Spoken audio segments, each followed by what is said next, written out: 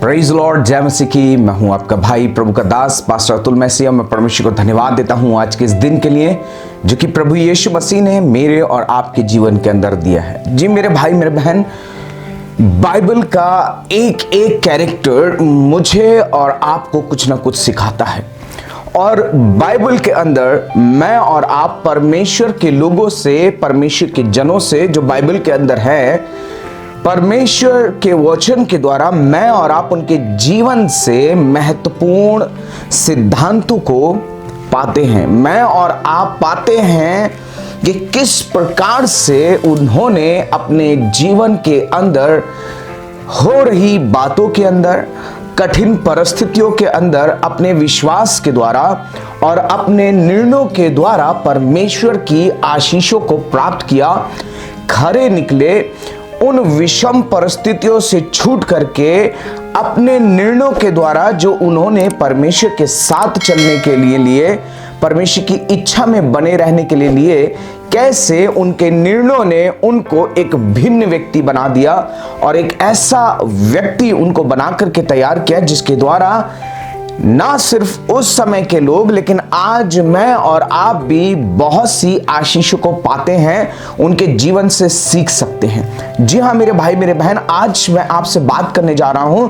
जब आप कठिन हालातों के अंदर हो, कठिन परिस्थितियों के अंदर हो, तो किस प्रकार से आपको अपने जीवन को जीना है, किस प्रकार से आप कठिन परिस्थितियों के ऊपर जय पा सकते हैं, किस प्रकार से उन हालातों में जहां सब कुछ आपके विरोध में कार्य कर रहा हो, जहां सब कुछ आपको बिगड़ता हुआ दिखाई दे रहा हो, जहां सब कुछ आपको बिखरा हुआ नजर आए, उस एक ऐसी दशा में कैसे आप परमेश्वर के वचन के द्वारा आशीषित जीवन जी सकते हैं।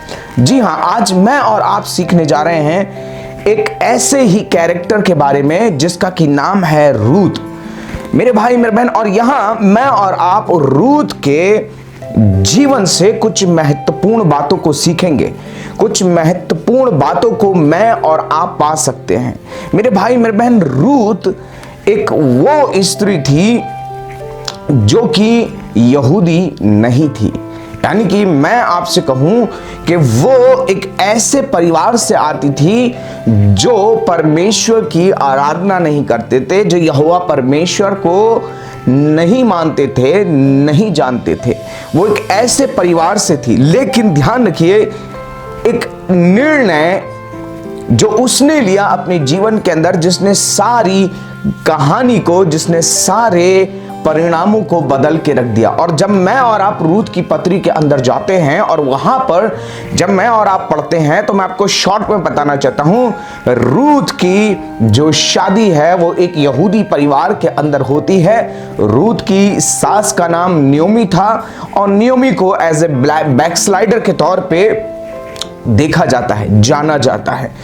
उसका एक पति था और बाइबल मुझे और आपको बताती है कि नियोमी के पास में 2 पुत्र थे और उसने अपने पुत्रों का विवाह किया और वो यरूशलेम को छोड़ करके मोआब देश के अंदर चले जाते हैं और वहां जाकर के रहने लगते हैं। और वहां जब मैं और आप पाते हैं तो वहां पर अकाल आया, एक ऐसी परिस्थिति आई जहां पर उनकी हालत बद से बदतर हो गई। नियोमी ने अपने पति को खो दिया सबसे पहले, उसके 2 बेटे थे, वो दोनों बेटे भी मर गए और अब हालात ये थी कि उनके पास खाने पीने और रहने के लिए कोई स्थान ना था। और वो समय था जहां पर नियोमी अपनी बहुओं को लेकर के अपनी बहुओं से कहती है कि अब मैं इस काबिल नहीं हूं कि भाई मेरे पास मैं पुत्र उत्पन्न करूं, और अगर मेरे पुत्र उत्पन्न भी हो जाएं तो तुम उनसे विवाह कर लो, इतने समय तक तुम नहीं ठहर सकती। तो बेहतर यह है कि तुम जहां से आई हो तुम अपने अपने घर लौट जाओ। ध्यान रखिए, लेकिन रूथ अपने निर्णयों को किस रीति से लेती है और कैसे वो अकाल, वो विषम परिस्थितियां, वो बिगड़े हुए हालातों के अंदर वो अपने और अपने परिवार के अंदर परमेश्वर के उपाय और परमेश्वर की सामर्थ्य को देखती है। मेरे भाई मेरे बहन, चलिए हम परमेश्वर के वचन से चलते हैं, परमेश्वर के वचन में पढ़ते हैं और मैं और आप सीखते हैं रूत के जीवन से। सबसे पहली चीज जो रूत के जीवन के अंदर मैं और आप पाते हैं, रूत ने अपना संपूर्ण जीवन परमेश्वर के हाथों में सौंप दिया। जब मैं और आप पढ़ेंगे रूत की पुस्तक, उसका 1 अध्याय और उसके 16 वचन को, तो यहां पर लिखा हुआ है, रूत बोली, तू मुझसे यह विनती ना कर कि मुझे त्याग या छोड़कर लौट जा, क्योंकि जिधर तू जाएगी उधर मैं जाऊंगी, जहां तू टिके वहां मैं भी टिकूंगी, और तेरे लोग मेरे लोग होंगे और तेरा परमेश्वर मेरा परमेश्वर होगा। जहां तू मरेगी वहां मैं भी मरूंगी और वहीं मुझे मिट्टी दी जाएगी। और यदि मृत्यु छोड़ और किसी कारण से मैं तुझसे अलग हूं तो यहोवा मुझसे वैसा ही वरन उससे अधिक करे। और जब उसने ये देखा कि वह मेरे संग चलने को स्थिर है, तब उसने उससे कुछ न कहा। मेरे भाई मेरे बहन, सबसे पहली चीज जो रूत ने अपने जीवन के अंदर की, वो जानती थी कि कठिन हालात हैं, वो जानती थी कठिन परिस्थितियां हैं, वो जानती थी उसने अपने पति को खो दिया, और वो इस बात को भी जानती थी कि अब मेरी सास के पास में ना तो रहने के लिए जगह है, ना खाने के लिए कुछ है, और हालात बहुत ज्यादा विषम हैं। उन तमाम परिस्थितियों के अंदर जहां नयोमी होपलेस हो चुकी है, उन तमाम परिस्थितियों के अंदर जहां नयोमी को कोई आस नहीं है, कोई उम्मीद नहीं है, कोई होप नहीं है, उन तमाम परिस्थितियों के बावजूद रूत ने एक सबसे बड़ा निर्णय लिया कि उसने अपना संपूर्ण जीवन परमेश्वर के हाथों में सौंप दिया। Praise the Lord, hallelujah. एक बहुत बड़ी बात आज मैं आपको बताना चाहता हूं परमेश्वर के लोगों, आपके जीवन के अंदर क्या परिस्थिति आ रही है, आपके जीवन के अंदर हो सकता है आप फाइनेंशियल क्राइसिस से गुजर रहे होंगे, आप अपने जीवन के अंदर हो सकता है अपने अजीजों को खो रहे होंगे, हो सकता है आपने जो आशा की हो, आपकी आशा जाती रही हो, आपकी उम्मीदें पस्त हो गई हो और आपकी योजनाएं सारी ध्वस्त हो गई हो। आपने एक उत्तम भविष्य, उत्तम चीजों को सोच करके अपने कदम आगे बढ़ाए हो, आप एक स्थान से मूव करके दूसरे स्थान पर आ गए हो और वहां पर आपको सफलता नहीं पर असफलताएं हाथ लग रही हैं। तो आज मेरे भाई मेरे बहन, एक सिद्धांत, एक परमेश्वर के वचन से एक बात मैं आपको बताना चाहता हूं और आपसे कहना चाहता हूं, अपने जीवन को परमेश्वर के हाथों में सौंप दीजिए। ध्यान रखिए, रूत ने क्या कहा, तेरा परमेश्वर मेरा परमेश्वर होगा। उसने परमेश्वर के साथ अपने रिलेशनशिप को स्ट्रॉन्ग किया। ध्यान रखिए, जब परिस्थितियां आती हैं, जब विपरीत हालात आते हैं, तो सबसे पहला काम जो वो मेरे और आपके जीवन के अंदर करना चाहते हैं वो होता है कि वो आपको परमेश्वर से दूर करके आप समस्याओं के ऊपर फोकस करें, ना कि परमेश्वर के ऊपर। और हम में से अधिकांश लोग यही करते हैं। लेकिन यहां पर रूत ने एक सबसे उत्तम काम यह किया कि उसने इन परिस्थितियों के ऊपर ध्यान न देते हुए उसने अपना फोकस परमेश्वर के ऊपर किया। उसने अपना जीवन परमेश्वर के हाथों में सौंप दिया। ध्यान रखिए, यह विश्वास की दशा है। यह विश्वास को दिखाता है कि चाहे कुछ भी मेरे साथ क्यों ना हो, मैं परमेश्वर में बना रहूंगा। मेरे भाई मेरे बहन, चाहे मेरे जीवन के अंदर कुछ भी क्यों ना आ जाए, मैं परमेश्वर के साथ चलूंगा, मैं उसकी इच्छा में बना रहूंगा। मेरे भाई मेरे बहन, रूत इस बात को उसने विश्वास कर लिया था, इस बात का दृढ़ निश्चय कर लिया था कि मैं परमेश्वर को और अपनी सास को नहीं छोड़ूंगी। मेरे भाई मेरे बहन, उसने अपने जीवन को परमेश्वर के हाथों में सौंप दिया, बजाय इसके कि वो परिस्थितियों के हाथों में सौंपे। आज मैं और आप अपनी जिंदगियों को परिस्थितियों के हाथों में सौंप देते, चलो जैसा चल रहा है ठीक है, हम भी उसके अनुसार चलने लगते। एक बात मैं आपको बताना चाहता हूं, विश्वासी वो नहीं जो परिस्थितियों के अकॉर्डिंग चलता है, नहीं, विश्वासी वो है जो परिस्थितियों के विपरीत परमेश्वर के साथ चलता है। जब पॉजिटिव परिस्थितियां हैं, आप आराधना कर रहे हैं, महिमा कर रहे हैं, संगति में जा रहे हैं, प्रार्थना कर रहे हैं, बहुत अच्छी बात है, सब कर रहे हैं। लेकिन जब कठिन परिस्थिति आनी, जब सताव आ रहा है, जब माली हालत खराब हो रही है, जब सब कुछ बिगड़ता हुआ दिखाई दे रहा है, उस समय आप कहां खड़े हुए हैं? क्या उस समय आप ये कहते कि परमेश्वर तू ही मेरा परमेश्वर होगा? ओ परिस्थितियां चाहे कितनी क्यों ना गड़बड़ हो जाएं, पर मैं परमेश्वर के लिए जीऊंगा, परमेश्वर के लिए मरूंगा। मेरे भाई मेरे बहन, जब विषम परिस्थितियां आए, जब हालात गंभीर हो जाएं, जब कुछ समझ में ना आए, तो हर एक चीज को छोड़ करके अपने जीवन को परमेश्वर के हाथों में सौंप दीजिए। दूसरी बात, रूत के जीवन से जब मैं और आप पाते हैं, जब मैं और आप इसी के एक अध्याय और उसके 17 वचन के अंदर जब पढ़ते हैं, तो रूत कहती है जहां तू मरेगी वहां मैं भी मरूंगी, और वहीं मुझे मिट्टी दी जाएगी, और यदि मृत्यु छोड़ और किसी कारण से मैं तुझसे अलग होऊं, तो यहोवा मुझसे वैसा ही वरन उससे अधिक करे। ध्यान रखिए, पति मर चुका है, रूत अकेली है, उसके पास में एक बहुत अच्छा ऑप्शन उसकी खुद की सास ने उसको दिया कि तू जा, चली जा, अपने घर लौट जा, वहां जाकर के ब्याह कर, वहां जाकर के तेरे पास बच्चे होंगे, अपनी अच्छी जिंदगी बसर कर। ध्यान रखिए, रूत जानती थी कि मेरा विवाह किस परिवार के अंदर हुआ है, वो परमेश्वर का परिवार है, परमेश्वर का भय मानने वाले लोग हैं।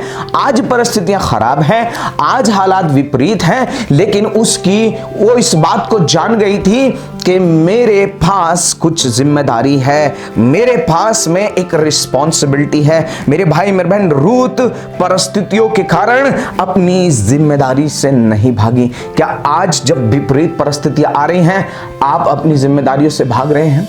आपकी जिम्मेदारी आपके बच्चे के प्रति, आपकी जिम्मेदारी आपकी पत्नी के प्रति, आपकी जिम्मेदारी आपकी कलीसिया के प्रति, पास्टर के प्रति, चर्च के प्रति, आपकी जिम्मेदारी सेवकाई के प्रति, आपकी जिम्मेदारी आपके माता पिता के प्रति, आपकी जिम्मेदारी आपके भाई बहन के प्रति। मेरे भाई मेरे बहन, कई बार जब विपरीत परिस्थितियां आती हैं तो हम भागने लगते हैं, अपनी जिम्मेदारियों से पल्ला झाड़ने लगते हैं, हम कहने लगते हैं ये मुझसे नहीं हो पाएगा, मैं नहीं कर सकता, मैं नहीं कर पाऊंगा, मेरे अंदर सामर्थ नहीं है, मैं सक्षम नहीं हूं, मैं योग्य नहीं हूं। और हम अपनी जिम्मेदारियों से भाग करके जो भी कार्य, जो रिस्पॉन्सिबिलिटी परमेश्वर ने हमें दी है, हमें मिली है, हम उनसे हाथ मोड़ करके, हाथ बांध करके हम बैठ जाते हैं और अफसोस जताने लगते हैं। हम उन जिम्मेदारियों को ही कोसने लग जाते हैं, यार एक परेशानी है, ऊपर से ये भी है, इनका भी है, उसका भी है, ऊपर से ये पास्टर है, एक चर्च है, यहां पर भी है, वहां पर। मेरे भाई मेरे बहन, आज मैं आपसे बताना चाहता हूं, आज अपनी परिस्थितियों से आपको कहने की जरूरत है, मैं खड़ा हुआ हूं क्योंकि मेरा परमेश्वर मेरे साथ है, मैं दृढ़ हूं क्योंकि मेरा परमेश्वर मेरे साथ है। और रूत यहां पर अपनी सास को छोड़कर नहीं जाती, वो अपनी सास के बिना कहीं नहीं गई। मेरे भाई मेरे बहन, उसने अपनी सास को नहीं छोड़ा। मेरे भाई मेरे बहन, मैं और आप एक चीज को पाते हैं, जब मैं और आप बाग़ अदन के अंदर देखते हैं, तो आदम जिस समय शैतान हवा के पास आया, मैं और आप बाइबल में नहीं पाते कि आदम वहां मौजूद था। नहीं, आदम वहां पर मौजूद नहीं था। हम क्लियरली इस बात को देखते हैं कि आदम वहां पर मौजूद नहीं था। तो आदम कहां था? जबकि परमेश्वर ने तो कहा था कि आदम का अकेला रहना अच्छा नहीं, तो हवा का भी अकेला रहना अच्छा नहीं। तो जब परमेश्वर ने उनको साथ में रखा था, तो ये आदम कहां था? ये आदम क्या कर रहा था? आई डोंट नो क्या कर रहा था। लेकिन मेरे भाई मेरे बहन, एक बात को मैं और आप पाते हैं कि उस समय जब हवा थी तो हवा अकेली थी, जब सर्प उसके पास में आया, और परमेश्वर का वचन कहता है कि आदम बहकाया ना गया पर हवा बहकाई गई। हवा वहां पर मौजूद थी लेकिन आदम मौजूद नहीं था। मेरे भाई मेरे बहन, आदम को तो हवा के पास होना चाहिए था, और जब वो पास में होता, एक सबसे बड़ी गलती आदम की थी कि उसने छोड़ दिया। आज मैं और आप भी यही काम कर रहे होते जो कि आदम ने किया, आज मैं और आप भी। लेकिन मेरे भाई मेरे बहन, रूत के जीवन से एक बात मैं आपको सिखाना चाहता हूं, जब परिस्थितियां आए, हालात आए, तो अपनी जिम्मेदारियों से भागे नहीं। आपको जो परमेश्वर ने आपको जिम्मेदारी दी है, रिस्पॉन्सिबिलिटी दी है, जो कार्य सौंपा है, उस कार्य को करना बंद ना करें, बल उसके प्रति और रिस्पॉन्सिबल हो जाएं और जिम्मेदार हो जाएं। क्योंकि मेरे भाई मेरे बहन, जब आप ये कहते हैं कि ये मेरी जिम्मेदारी है, परमेश्वर ने मुझे सौंपा है और मैं किसी भी रीति से इन्हें शैतान को लेने नहीं दूंगा। जब आप अपने परिवार के लिए उन तमाम परिस्थितियों के नेगेटिव सिचुएशन आ रही होंगी, विपरीत परिस्थितियां आ रही होंगी, शायद बहुत कुछ ऐसा होगा जो आप हैंडल नहीं कर पा रहे होगे, लेकिन मेरे भाई मेरे बहन, मैं आपसे कहना चाहता हूं, अपनी जिम्मेदारियों से भागे नहीं। आज आप अपनी जिम्मेदारियों के लिए खड़े जाओ और कहिए कि परिस्थितियां तुम चाहे कितनी भी खराब क्यों ना हो जाओ, ये जो परिवार मुझे दिया, ये जो कलीसिया दी है, ये जो बच्चा मुझे दिया, ये जो पत्नी या पति या माँ बाप मुझे दिए हैं, मैं किसी भी रीति से इनके ऊपर शैतान तुझे हावी नहीं दूंगा, होने नहीं दूंगा। परिस्थितियों तुम्हें इनके ऊपर हावी नहीं होने दूंगा। मेरे भाई मेरे बहन, अपनी जिम्मेदारियों से भागे नहीं, पर अपनी जिम्मेदारियों को पूरा करें परमेश्वर की दी हुई सामर्थ के द्वारा। तीसरी बात मेरे भाई मेरे बहन, जो मैं और आप रूथ के जीवन के अंदर पाते हैं, रूथ के जीवन के अंदर मैं और आप एक चीज को पाते हैं, स्वयं का स्वार्थ नहीं था। रूथ के जीवन के अंदर आशीषित रूथ क्यों होने पाई? क्योंकि रूथ के जीवन के अंदर खुद का कोई स्वार्थ नहीं था, उसका कुछ भी खुद का स्वार्थ नहीं था। जब मैं और आप 2 अध्याय के पहले वचन को पढ़ते हैं तो लिखा है, नयोमी के पति एलीमेलेक के कुल में उसका एक बड़ा धनी कुटुंबी था जिसका नाम बोआज था। मोआबिन रूत ने नयोमी से कहा, मुझे किसी खेत में जाने दे कि जो मुझ पर अनुग्रह की दृष्टि करे, उसके पीछे पीछे मैं सीला बीनती जाऊं। ध्यान रखिए, यहां वो नहीं करे कि मैं उठा करके ले आऊंगी, मैं चुरा करके ले आऊंगी, या मैं कैसे भी करके कुछ कर लूंगी। नहीं, उसके जीवन के अंदर एक बात मैं और आप पाते हैं, उसके जीवन के अंदर कोई स्वार्थ नहीं है, उसके जीवन के अंदर कोई भी लालच नहीं था मेरे भाई मेरे बहन। और जब मैं और आप 18 वचन को पढ़ते हैं तो परमेश्वर का वचन कहता है, तब वे उसे उठाकर नगर में गई और उसकी सास ने उसको बीना हुआ देखा और जो कुछ उसने तृप्त होकर बचाया था उसको उसने निकालकर अपनी सास को दे दिया। जो कुछ भी उसे प्राप्त हुआ, जो कुछ उसको मिला, ये वो सब कुछ अपनी सास के पास लेकर के आ गई। मेरे भाई मेरे बहन, आज मैं आपको बताना चाहता हूं, जब परिस्थितियां आए, हालात आए, कठिन समय आए आपके जीवन के अंदर, मेरे भाई मेरे बहन, एक सबसे बड़ी चीज आपके जीवन के अंदर आती है, आप सबके बारे में सोचना बंद करके आप अपने बारे में सोचने लग जाते हैं, आप अपने ही हित की चिंता करने लग जाते हैं। चलो बाकी को छोड़ो, पहले यार मैं अपना निपटा लूं, पहले मैं तो सुलट जाऊं, पहले मैं तो संभल जाऊं। लेकिन मेरे भाई मेरे बहन, परमेश्वर का वचन कहता है, आज परमेश्वर ऐसे लोगों को ढूंढ रहा है जो निस्वार्थ हो, जिनके जीवन के अंदर वो अपने से ज्यादा दूसरों के विषय में जो परमेश्वर ने उनको सौंपा उनके लिए चिंतित हो। मेरे भाई मेरे बहन, अपने कॉन्शियंस को प्योर रखें, अपनी नियत को साफ रखें। ध्यान रखिए, जितनी साफ आपकी नियत होगी उतनी बड़ी परमेश्वर की बरकत आपके जीवन के लिए आएगी। मेरे भाई मेरे बहन, अपनी नियत को साफ रखने, अपने विवेक को साफ रखें, या मैं एक बात और कहूं, अपने हाथों को साफ रखें। हालेलुया, अपने हाथों को साफ रखें, इनमें कोई भी झूठ, इनमें कोई भी कपट, इनमें कोई भी बुरे काम ना आने दे। जब ध्यान रखिए, कठिन परिस्थिति आती है, फाइनेंशियल क्राइसिस आते हैं, तो बहुत सारे ऑप्शन आते हैं आपके पास में कि ये कर ले, ऐसा कर ले, गलत तरीके से कर ले। मेरे भाई मेरे बहन, उस समय में शैतान के झांसे में मत आ जाना, लालच में मत आ जाना, अपने विवेक को मत मारना मेरे भाई मेरे बहन, लेकिन निर्णय परमेश्वर के वचन के अनुसार लीजिएगा। अपने स्वार्थ को एक तरफ रखिएगा, अपने लालच को एक तरफ रखिएगा, और जो कुछ परमेश्वर ने आपको दिया है, भले ही आपके पास में 100 रुपए, उस 100 रुपए में परमेश्वर को धन्यवाद देकर के उस 100 रुपए में परमेश्वर की आशीष को मांगेगा और कार्य करेगा। परमेश्वर आपको बढ़ाएंगे, परमेश्वर आपको आशीष देंगे। अपनी नियत को साफ रखना, तब आपके जीवन के अंदर परमेश्वर की ओर से बरकत आएगी। चौथी बात जो मैं और आप परमेश्वर के वचन से सीख सकते हैं रूथ के जीवन के बारे में, मेरे भाई मेरे बहन, जब मैं और आप परमेश्वर के वचन में पढ़ते हैं तो रूथ जो है वो खेत में काम करने के लिए जाती है। रूथ ये नहीं कहती, अच्छा सास जी देखो, पहले ही मैं भतेरा तुम्हारी वजह से भुगत चुकी हूं, ना तुम यहां पर आती और ना ये सब कुछ होता, तुम्हारी वजह से सारी चीजें हुई, ठीक है। अब सास जी ऐसा है कि तुमने तो मुझे अपने साथ रख लिया है, तुमने कहा मत जा, मैं तो तुमने कहा कि चली जा, हाँ, तुम तो अपना पल्ला झाड़ रही थी, तो अब तुम जो है, अब जब मैं तुम्हारे साथ हूं तो भाई अब मैं तुम्हारी जिम्मेदारी हूं, अब मैं तुम्हारी रिस्पॉन्सिबिलिटी हूं, तुम सोचो कि कैसे करोगी, तुम देखो कि कैसे मेरी पूर्ति करोगी।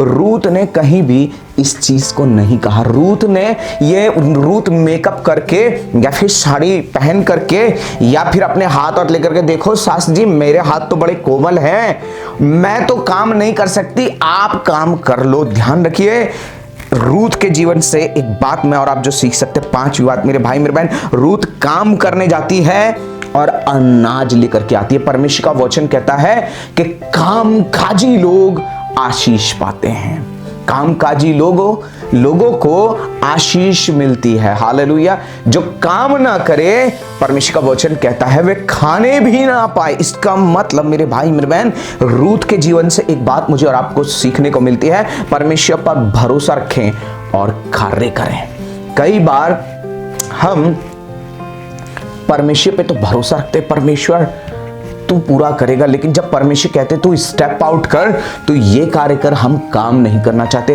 परमेश्वर आज परिश्रमी लोगों को चाहता है जो खुदावन में परिश्रम करे, जो परमेश्वर पे भरोसा रख करके कार्य करना शुरू करे। हालेलुया। मेरे भाई मेरे बहन, कठिन परिश्रम करने वाला परमेश्वर बनाना चाहता है। परिश्रम आपको करना है, परिश्रम आपको करना है। रूत यहां पर बैठ करके सिर्फ ये नहीं कह रही थी, हाँ मेरे साथ ऐसा हो गया, मेरे साथ ऐसा हो गया, मेरी तो जिंदगी बर्बाद हो गई, मेरी तो जिंदगी खराब हो गई, ओ मैं तो कहां थी और कैसे आ गई, ओ क्या सोच करके आ गई, मैंने तो सोचा था शायद मेरी सास ऐसा कर लेगी वैसा कर लेगी, शायद किसी रिश्तेदार के पास जाएगी उससे कुछ मदद मांग लेगी, पर मुझे ही सब काम करना पड़ रहा है। क्या आप भी अपनी जीवन के अंदर इस बात से कुड़कुड़ाते रहते हैं, अरे मुझे ही सब कुछ करना पड़ता है, मैं ही सब कुछ करती हूं, मैं ही सब कुछ करता हूं, सब कुछ मुझे ही देखना पड़ता है? मेरे भाई मेरे बहन, आज से कुड़कुड़ाना बंद कर दीजिए और ध्यान रखिए, परमेश्वर चाहता है आप परिश्रम करें, क्योंकि आप जो परिश्रम कर रहे हैं, ध्यान रखिए क्यों परिश्रमी होना है, क्योंकि आप जो परिश्रम कर रहे हैं वो व्यर्थ नहीं है।